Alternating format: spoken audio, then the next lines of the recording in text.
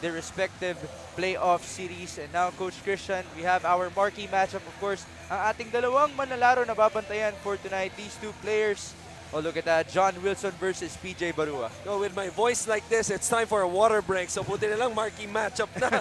PJ Barua, 8.5 points against John Wilson's close to 14 points per bro game. Both really shooters. PJ Barua, streaky shooter. John Wilson, I would say, a more consistent shooter, pero can be streaky also at times, depending on situation, especially if Mac Cardona does not get it going. Tingnan natin kung ano mangyayari sa ating marquee matchup, John Wilson versus PJ Barua. Kasama sila ng ating courtside reporter right now, Kay Rhea Lupit. Kay, take it away. Yes, it's time for our marquee matchup at kasama ko na ang ating players for tonight. PJ Barua of Quezon City Capitals and John Wilson of San Juan Knights ngayong gabi. Simulan natin kay PJ. PJ, 4 na players ang wala para sa inyo, para sa gabing ito. Paano lalaban ang QC ngayong gabi? We just play hard lang today, and then kailangan namin dumepensa sa versus San Juan. So, yun lang naman yung goal namin as a team. Thank you very much, PJ. Ngayon naman pumunta tayo kay John Wilson. John, 6-0 dito sa home court nyo. Paano nyo to i-defend tonight? Yung sinasabi ni Coach Randy, we play our game, then especially with pride. Then yung 6-0 nga kami, so hindi namin iniisip yun. Basta we play nga, katulad sinabi ko kanina, laruin namin yung play namin, especially yung first 3 months ng liga. And maging okay ang lahat. Thank you very much. That was John Wilson and PJ Barua. Simulan na natin ang bakbakan as I turn you over to our Barker.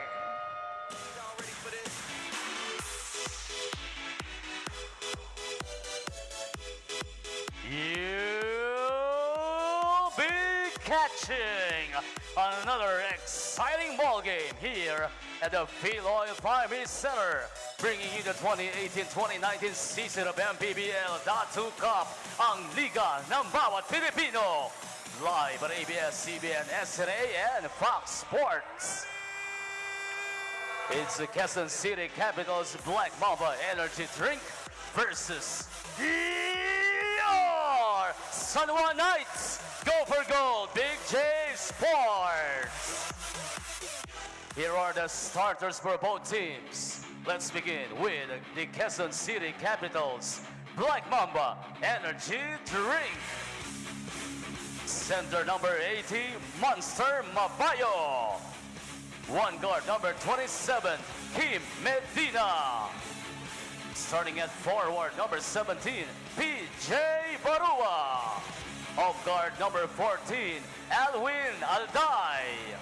Power forward number 0, Jay Collado. Quezon City Capitals Black Mamba Energy Drink is led by Viz Valencia. Assistant coaches Mel Parado, EJ De Vesa, and GP Valencia. And now, the starting unit of your San Juan Knights. Go for gold, Big J Sports. Power forward number 28, Jamil Gabawan. Man in the middle, number 5, Larry Rodriguez. Starting at point guard number 7, Orlan Lamar. At the other guard number 18, Mike Ayonayon. And at forward number 8, John Wilson. San Juan Knights go for gold, Big J Sports. Head coach is Randy Alcantara. His assistants are Yong Garcia, Nani Bondolan, and Jerome Ejercito. Team manager June Osman. Officiating this ball game are Jobe Tocpemia, Julius Tikio, and Jonal Belnas, with Jerry Gabriel as the fourth-man referee.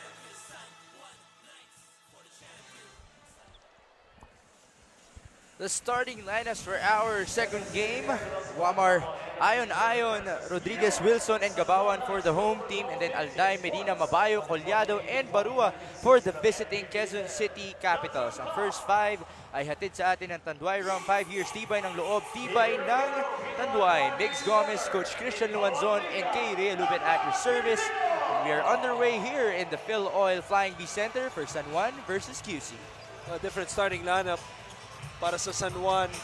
John Wilson starting in replacement of Mac Cardona, who will come off the bench tonight, and Wilson with a first turnover of the ball game.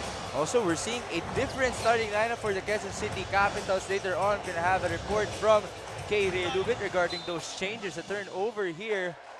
So wala pa rin tayong puntos dito sa ating pangalawang laro. Once again, we are approaching the end of the elimination round of the MPBL DATU Cup. This is San Juan's third to the last game. Quezon City naman, this is their fifth to the last game. The playoffs will start March 11, right after, or 2 days after, the All-Star Day of the MPBL for the very first time on March 9. This is a corner three. Wamar fires, but that's going to be a miss from him. He gets the offensive rebound. Larry Rodriguez trying to post up, kicking it out to Wamar. Starting point guard, they go to Ayon. Corner jump shot, and it's good. Played very well in their last game. 60% to come up with 15 points in 26 minutes. This team has had a 2-week layoff as they last played January 28 in that loss against Makati. But they are very comfortable on their home court. The San Juan Knights 6-0, 100% in front of their home crowd. But look at that, a three-point shot mula kay Kim Medina to start off with for QC. Yan ang 100%. One of one. One of one. Kim Medina replacing Hesed Gabo at the starting lineup. This is Rodriguez trying to post up using the right hand. Mintis nga lang yun. And that rebound tracked down by Mabayo. Here's Alun Alday with the basketball, defended by Ayon. Alday had a good last game, 10 points and 4 assists to go along with his 3 rebounds. Balik tayo, Medina with the basketball. Kicking it out. Alday, cross-court pass. This is going to be a 3-point shot and back-to-back threes for the Quezon City Capitals. PJ Barua delivering. Back-to-back threes and 2 contested threes. You don't mind that if you're San Juan, as long as you have a hand in their face. What a move by Wamar to get to the cup. Right hand finishing with the left. Will earn a pair. Look at this one. Cross-court pass. There's John Wilson. Yeah. Good closeout. Yeah. But PJ Barua, well, that was actually the marquee matchup of the ball game. As we take a look at, of course, Senator Jingo Estrada in attendance, as always, for the San Juan Knights go for goal. The first free throw, it's a miss mula kay Orlan Wamar. Now, everybody knows PJ Barua, he's a spot-up shooter. And with him making his first attempt, so the next closeout that you want to do on that is to take away the shot. Huwag mo nang patirahin. Right now, Coach Christian with 7 minutes and 35 in the first quarter. Let's go to your keys to the game, starting off with QC. Well, para sa QC, it's going to be important for them to force turnovers against San Juan, which Makati did successfully, forcing 19 turnovers and, you know, getting 15 points off of that. A big stat, as we mentioned, kung bakit nanalo ang San Juan. From a talent standpoint, the best player in this team. Every time he shows up, every time he decides to play, every time he plays hard, every time he scores for them, this team will be, they can be a dangerous team. Joko Tayongtong with 18 points, 4 rebounds, 18 points, 4 rebounds, game. And for San Juan, to defend without fouling, this is the second thing kung bakit natalo sila. And let's not forget, San Juan, this is a very physical team. They try to dictate the pace, or sorry, the game through their physicality. And in that game against Makati, it was just a little bit too much. Makati got to the line 33 times, had a total fouls of 24 all throughout the game. You know, they can't do that. They want to be physical, but at the same time, they want to be disciplined also. And last thing is to take care of the basketball. You know, I mentioned this earlier, same thing. San Juan was limited to only 73 points all throughout the season, has gotten to that 80 mark. So credit Makati for their defense, which they have been known for all throughout the season, but credit them also for forcing a lot of turnovers. If QC or San Juan can limit that tonight, especially at home, they can be spotless pagdating ng 11 p.m. Well, yun na nga, very complimenting ang dalawang keys to the game ni Coach Christian for QC to force turnovers. Kabila naman San Juan to take good care of the basketball. And that is if we don't go into overtime, 11 p.m. Oh yeah, hopefully 11 p.m. nga. In regards to what Coach Christian was saying, QC is known as a running team. So titignan natin nga how those turnovers will fare out in tonight's game as we take Powerade, the official hydration partner of the MPBL. The score is 8-7 in favor of Quezon City. PJ Barua scoring at will in the first quarter, but that's a miss mula kay Jay Collado. Good recovery by Gabawan on the pick and pop. Well scouted. Itong si Collado who loves that popping out after the screen. Oh, this is gonna be almost a turnover mula sa San Juan Knights. 14 seconds on the shot clock. 5 and 19 in the first quarter ang lalabi. Baseline inbound. Lumalabas John Wilson. And he's gonna fire that three.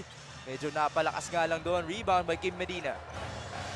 A good play on an out-of-bounds underplay. That is John Wilson's shot. And that is a design play specifically for him. Just missed it. You take that shot any time of the day. John Wilson, you trust his shooting right now. Kim Medina going to the left side, kicking it out. Alday was not ready for that one. Now he's gonna drive the kick out to Collado who fires, but that's a miss. Back-to-back misses na yan para kay Jay Collado. No, by that possession, QC looks to having intentions of slowing the game down. Medina milked the shot clock. Ion, back-to-back buckets. Earlier inside the arc. This one, beyond. And look at that celebration mula kay Mike Ion, one of the crowd favorites here in San Juan. And they go to Collado, defended on the post by Gabawan. Collado using his size, losing his defender off the glass. Bitis sa kanyang tira, rebounded by Rodriguez. Matakbo ngayon na San Juan. Wamar with the basketball, locating his teammate. That's gonna be a turnover. And yung sinasabi ni Coach Christian, kailangan mag-ingat ng San Juan. Quezon City is a dangerous team as we go to our courtside reporter, Kay Rhea Lubit. Kay, take it away. Puso ang battle cry ng Quezon City Capitals ngayong gabi na kinukulang ng 4 sa larong ito. Anggoy Estrella na may sore hamstring. Jeff Murillo with a sore left shoulder at shooting shoulder niya pa yon. Raymart Macias na may flu at Hesed Gabo na may prior commitments na hindi din makakapaglaro sa gabing ito.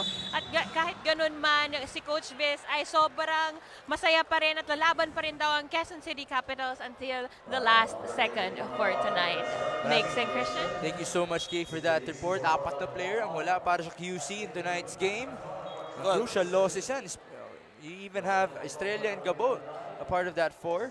Which explains the reason why Medina, who started out the game, still in the game, is the last 2 or 3 possessions has been milking out the clock. Yes. To make it fewer possessions. You make this a fewer possession ball game of what seems to be the game plan of Coach Chris Valencia, and then because of the limitation in terms of personnel, the last thing that you want is getting the existing guys in foul trouble, at least from my assumption. That's going to be a challenge for Quezon City because yun nga, lagi silang fast-paced, laging takbuhan ng kanilang kupunan. This team, number 2 in fast break points, 14.7. So in terms of preserving their guys, it's going to be a big challenge for Coach Viz Valencia and company. Here's some post-up mula kay Cantos. Mintis nga lang yun, Mac Cardona. Already in the basketball game, coming off the bench. Bounce pass to Larry Muyang who scores inside. Not the most, I would say, athletic or pleasant to watch in terms of how he moves, Mac Cardona, but has always been a smart player aside from a great scorer. Mac Cardona, one of the proven basketball players here in the Philippines. Had a lot of success in the pros right now. Trying to run, he's ahead. They go to Ion on the right side.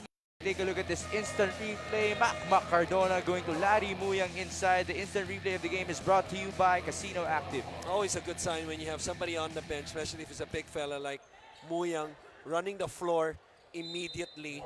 And Mac Cardona, who also just came in, spotting him for the easy 2. Tignan natin if kukontrahin naman ng San Juan ang pacing ng QC. They're gonna try to run. Larry Muyang, a former, or he plays for Letran. They go to Mabayo. Castro will fire that three, but a shot clock violation before it all. So the score once again, home crowd feeling the excitement here. The Phil Oil Flying V Center. Once again, this is on ABS-CBN SNA, Facebook Live, as well as Fox Plus. Almost a putback right there para sa San Juan. It's gonna be a miss. Balik tayo, Joko Tayungtong, defended by Mike Ayon. On the right side, QC has been trying to post up. Here's Mabayo, defended by Reyes. Gonna spin, fading away. That's Not gonna a be shot. a miss. Points of turnovers natin, animating the three-point play. And so timeout is called here. Nandito po tayo sa Phil Oil Flying V Center. A 9-point game para San Juan.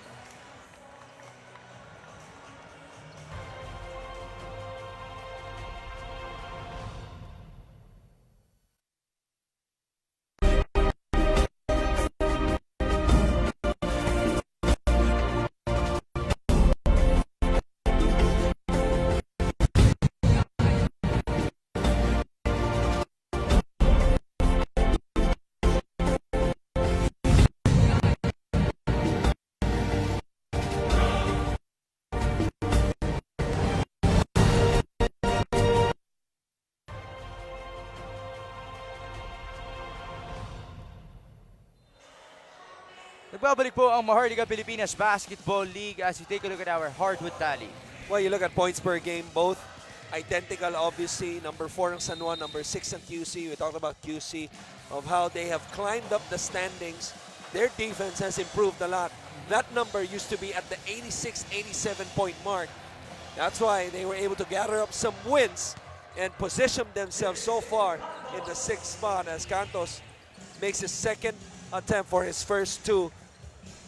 JC Cantos also coming off the bench, providing some firepower for QC right now. Cardona spinning to the right side. That's going to be a miss on his shot. Battle for the loose ball, and it's going to be Quezon City possession with 33 seconds remaining in the first quarter. Here's Castro with the basketball, defended by Cardona. So may difference pa rin tayo sa shot clock and game clock. So San Juan will be getting the ball back.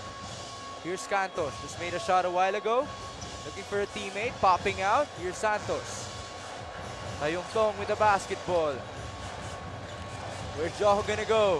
Defended very well at the right side. Gonna pull up from three. That's good! 6 seconds remaining in the first quarter. It's a 4-point game. San Juan with the basketball. Isit, they go to the left side. Larry Muyang. And that's gonna be a miss to end the first quarter. The score is 17-13 in favor of the home team, the San Juan Knights. Once again, QC, they are missing 4 players in this basketball game, but they are hanging tight courtesy of this guy, Kim Medina, making the first 3-point shot of the ball game. San Juan sa kabila naman, tumatakbo sila. Cardona and Larry Muyang coming off the bench, providing some firepower.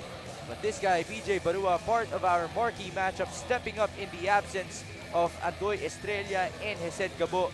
Mike Ayon making jumpers and also showing us that great celebration. Once again, the score is 17-13 in favor of San Juan. San ba humuhugot ng lakas tayong mga Pilipino? Sa dami ba ng pagsubok ng ating nararanasan? Sa bawat kakayahan bang sumabay sa agos ng buhay? O para sa pangarap natin sa bagong henerasyon? Ano pa man ang ating mga rason, ang tunay na lakas ng mga Pilipino ay hindi kailanman may kakahon. Yan ang pusong Pilipino. Ito po ay inyong lingkod, Kuya Bongo, kasama niyo sa serbisyo at nakikisa sa Liga ng bawat Pilipino, ang MPBL. Kaya mga kasama, ano po ang liga niyo?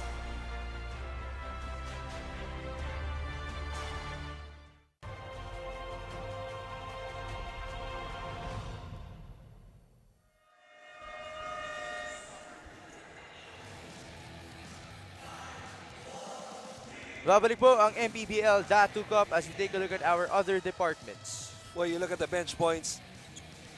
+4 para sa San Juan. Second chance points lamang din ang San Juan. And I thought, Quezon City, you mentioned the word hang earlier before the break, before the start of the second quarter. I think that's the game plan of Quezon City, just to hang around, not to get this crowd involved as it wasn't majority part of that first quarter, and give themselves a chance, especially with their limitation in terms of personnel in this ballgame. Tingnan natin how they will be able to perform in the second quarter. They have the possession right now sa sideline. By the way, we're gonna say hi right now to our MPBL Corporate Secretary, Attorney Nat Oducado, watching. Thank you so much for joining us, Attorney. Right now, here's Alwin Alday going to Toyong Tong. Look at that, all the moves in the world. Toyong Tong going inside. Good defense by the San Juan Knights. It's going to be a shot clock violation, although QC contesting that one. Yeah, they have a case. It hit the rim. Nevertheless, balik ang bola sa San Juan Knights. Also, Jason Urayenza watching from Tagum City, Davao Occidental. Magandang gabi po sa iyo. Right now, we go to our courtside reporter, Kay Lubit. Kay, take it away.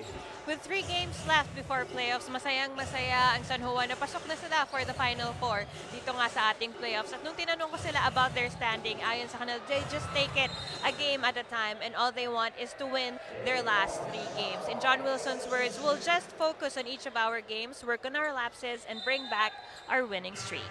Mix and Christian? Thank you so much, Kay, for that report. It's good that San Juan is not overthinking their situation right now in the North Division, but yun nga, sabi ni Kay, if they do win, I believe them. that they're going to take it 1 game at a time. Yeah, and aside from that, these are winnable games. Quezon City right now, with the absence of Australian Gabo, they are favored to win, especially at home, 6-0. They have Mandaluyong, who's been struggling the last, 3 months, ever since the change in their lineup. Bobby Ray Parks, not there anymore, and some other players. Valenzuela also, who's been struggling as of late also, at least for the last 5 games. So, yeah, very, very probable that Winnable winning games. 3-game winning streak, they could end up as 20-5. And obviously, they would have to hope that Makati, who has 3 more games remaining, not to say that it's light, but also winnable games for them with Parañaque, Laguna, and QC. Manila still has Davao in their last game, Navotas, and that's a tough schedule for Manila. That's a great game, Manila versus Davao. But even the Navotas game, Navotas has been, they've been good lately. they've been very good. They've been very good, led by Dynamite. Credit also Coach Gabby, especially with the new hairdo. The new hairdo, it works well for him. But this is the replay, the putback by Jonard Clarito. Let me correct myself. The delight of the crowd. The old new hairdo. The old new hairdo. Because I was kidding with him one game, and then sabi niya, matagal na yan. Pinakita niya pa yung pictures. Wow. Well, if they're winning, then why not? By the way, as Clarito will shoot this bonus free throw, sa lahat ng mga OFWs natin out there, pinapabati kayo ng OFW family party list natin, Bobby Pacquiao and Miss Lorelei Pacquiao, the Vice Mayor of Gensan. Magandang gabi po sa inyong lahat. Balik tayo sa ating aksyon. A 3-point shooting, 3 out of 5 for Quezon City, 1 out of 6 for San Juan. Santos fires right on cue. A 3-point shot, but it's going to be an air ball. Well, they're going to have to hope that since they're milking out the shot clock,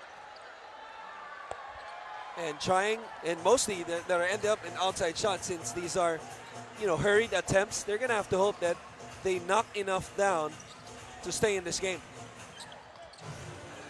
Cardona will try that 3. Napalakas nga lang doon. Look at that rebound by Clarito.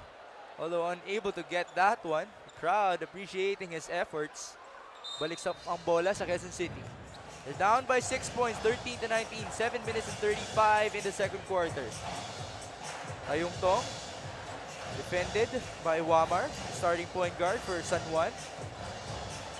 Here's Season. Nagi Season decided to fire that shot. Push And that's going to be a foul. on Tweety Santos. Jomar Santos ang matatawagan ng foul doon. Physicality inside, trying to fight for that loose ball. Well, he was tweeting in the first season. He's Jomar in the second season. So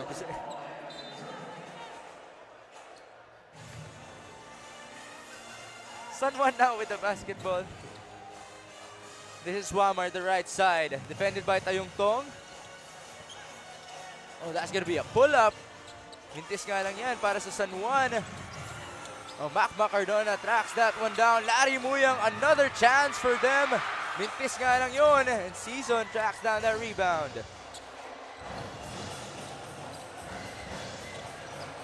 At the corner, Flores yun. They go to Aldain, back to Tayong Tong.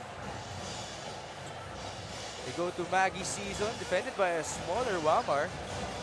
So lang he's way out there in the three-point line. Goes inside, a foul will be called.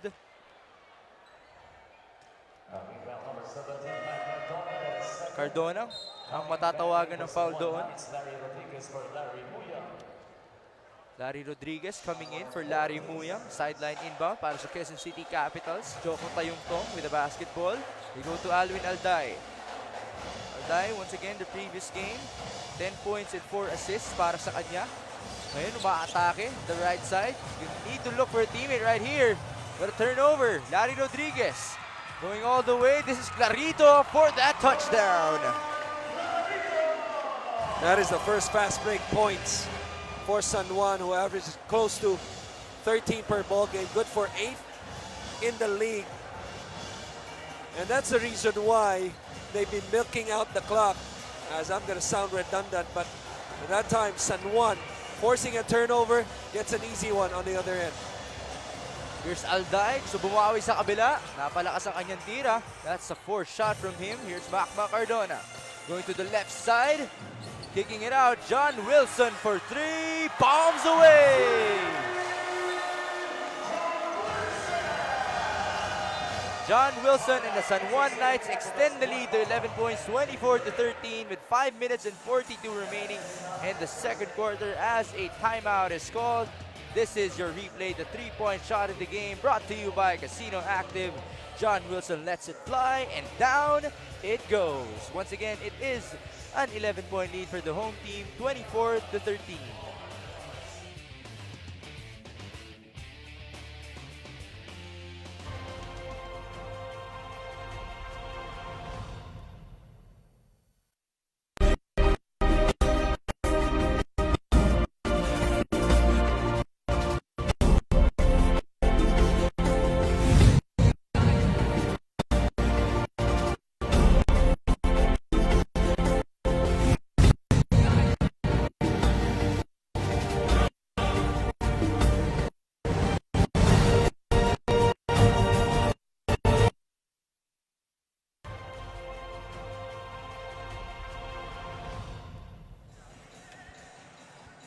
Babalik po ang MPBL DATU Cup. Of course, Senator Jinggoy Estrada in attendance here.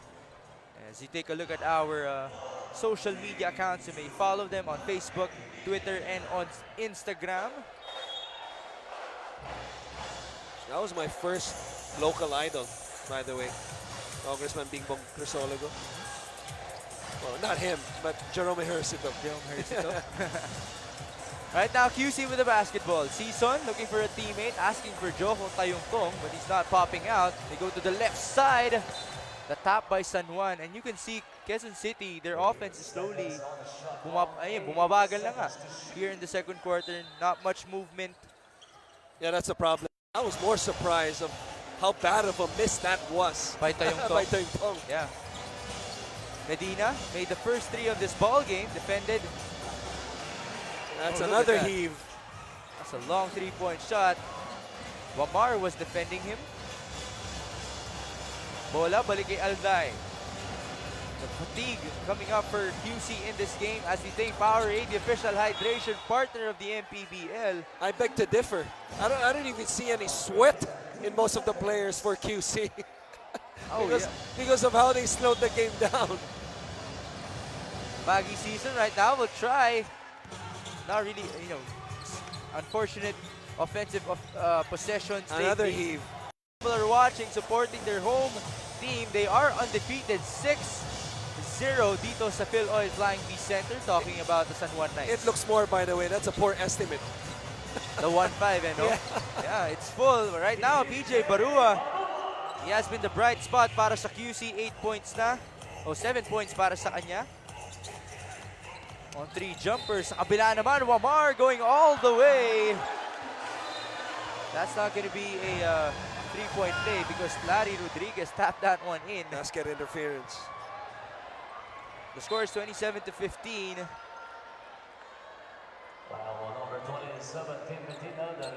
Si Medina, matatawagan na foul doon. Wamar will be going to the line for 2 free throws. By the way, binabati rin natin, People's Champ number 84, Guardians Party List, Nick and Ciso. Magandang gabi po sa inyo.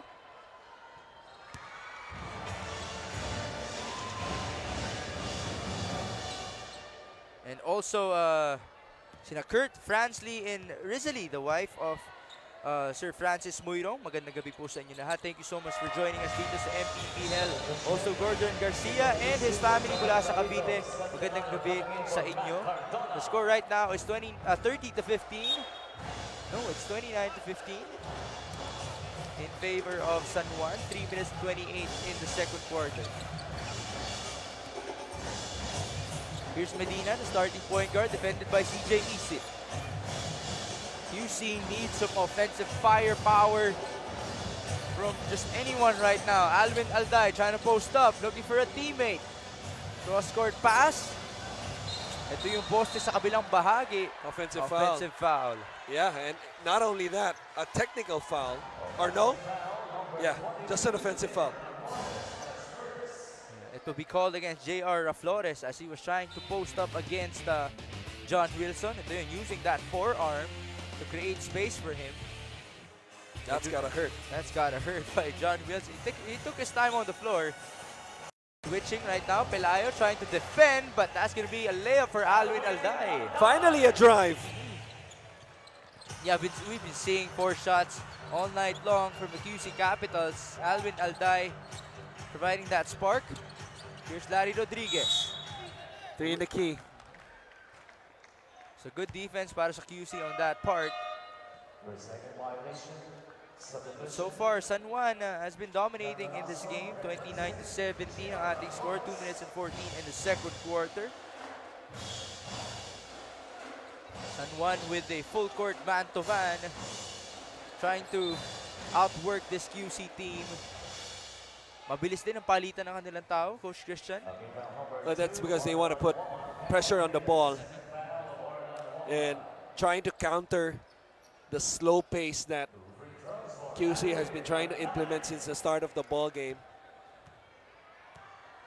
Hasn't really worked for them, so you have to wonder how long can they sustain this kind of style of play. Alvin Alday doing what he can here in the first half, although he missed the first free throw. So for QC, so far it has been PJ Barua as the top scorer with 7 points. And it's tough because basketball is a rhythm game. And there are teams who like to slow the game down, but you do it in such a way wherein the ball is moving. You know, there's not only ball movement, but body movement. But what they're doing by milking it out, by just dribbling the time away, it takes you out of rhythm. And thus, leading to the kind of shots that they're taking. Shots. Yeah. Right now, they're down by 11, Coach Christian. Would that be a good strategy? To still slow things down? Naghahabol ka na? No, I don't think so. I understand, and this is also obviously by assumption because of, you know, yun nga, yung absence ng mga players na nabanggit natin. 4 crucial players. Yeah, but you want your players to get in some sort of a rhythm, at least to give yourselves a chance in this game. This San Juan team was now in a 1-2-1-1 pressing defense after a free throw. They're looking to put this one away early. Yeah. And if you don't counter that, it's gonna be a long night for your team. We're still in the second quarter, a minute and 34, a 13-point lead para sa San Juan. Here's Quezon City, looking for a teammate. It's PJ Barua. 3 on the shot clock. Alwin Alday driving inside using the glass, but he's gonna be fouled. Dalawang free throw ang may bibigay para sa kanya. Now that's the difference. That possession, you don't mind. Because, again, maybe the second drive of the game by the same player, by Alday. And the difference is, even though it's a shot clock winding down situation again, this time he gets clipped on the arm, gets to the free throw line, that they are in San Juan. Rodriguez, an experienced player, Wilson, an experienced player. A lot of teams would have settled for the outside shots when they see a team go zone, but not San Juan in that situation. The more you have to attack the paint and make them pay for going into a zone. John Wilson right now at the line, completing that three-point play and extending the lead to 16 points. 34-18, a minute and change remaining in the second quarter. Here's Season with a press break. So San Juan is not necessarily forcing turnovers, but they're eating up the shot clock of QC in the backcourt. So nahirapan pa sila ngayon on their offensive execution. Medina driving inside, kicking it out. It's basically driving kick for QC here. 48 seconds remaining, 4 seconds on the shot clock. Season going to Alday, fires that three, that's good! And Alwin Alday, he's the light of the QC Capitals here. Big stop right here for QC if they get it, but it's a poor foul by Medina, as the rule says it. Never foul a jump shooter. Never foul a jump shooter, especially on the three-point line. It's going to be 3 free throws for John Wilson. John Wilson, well, in terms of free throw shooting, 82.3%. But he missed on the first free throw. Open three, let go by Larry Rodriguez. If they were, I was saying, if they were able to get a stop, 35 seconds remaining, then maybe you hit another three, 10-point game, you get a stop. You had something to feel good about yourself, especially having the first possession to start the third. Talking about QC. Mahalaga nga yun. QC will try to get that three-point shot here. They are down by 15. Alvin Alday looking for a teammate, Medina. And the pressure defense is still there. Almost at, oh, that's going to be, he stepped on the half-court line, no call. I thought he did. Yeah. Medina, sa kanya ulit. Oh, losing the basketball. Here's Wamar. 2 men to beat. Locating Pelayo, faking, going to the left side, using the left hand. Mintis nga lang kanyang layup doon. Alday with the last possession, a second remaining. Does he know it? He doesn't. And that's gonna end our first half. 36-21 ang ating score in favor of the home team, the San Juan Knights. As it was a very dominating performance for them in the absence of the 4 players of the Quezon City Capitals. You can see their struggle on the offensive end of the floor. Sabi nga ni Coach Christian, they tried to slow the pace down, but San Juan, they have been converting naman on the other end of the floor. It's a low-scoring ball game, 21 points lamang para sa QC, but 36 points is well enough for San Juan to have a commanding lead, a 15-point lead, 36-21 for the home team. Yari kami sa Sambuanga. Nagdara nga ako of Arthur Trade, mga tausog costume, biya mga bridal, ay mga made in Indonesia, made in Thailand, assorted in dagangan ko. Ako, Adja Sahara Ajibon. General Bato de la Rosa po, kaagapay nyo sa kapayapaan. Itaga nyo sa bato. Kaysa ako sa Liga ng Bawat Pilipino, ang MPBL.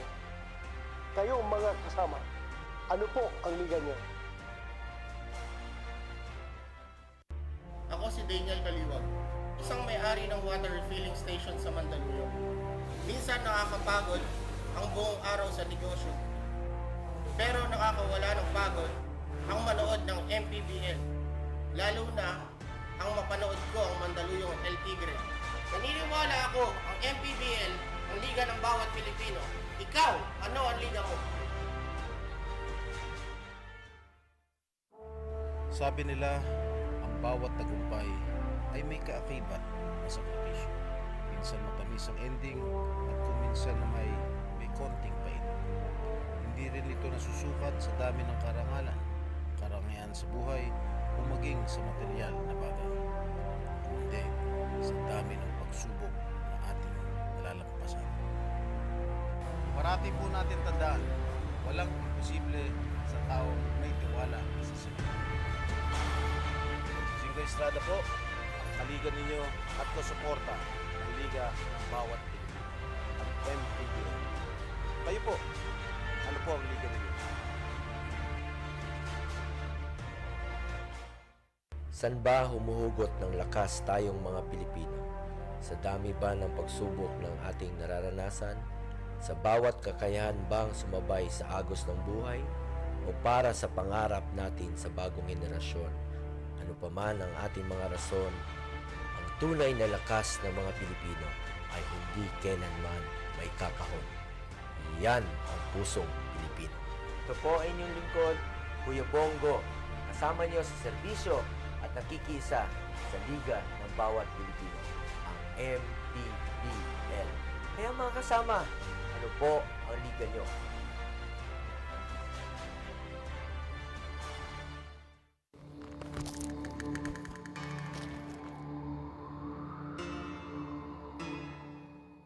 Anak ka ng teteng.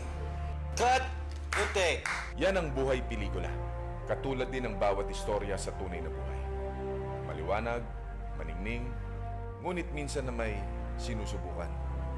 Pero ano pa man ang dumating na unos, gaano pa kabigat ang problemang pasan, tayo pa din ang bida sa ating mga istorya. Basta't walang susuko, tuloy ang laban. Sama-sama po nating iguhit ng tama ang bawat ending. Ito po si Ramon Bong Revilla Jr., ang inyong kaliga sa pagsuporta sa MPBL, ang Liga ng bawat Pilipino. Kaya mga idol, ano pa ang liga nyo? MPBL na!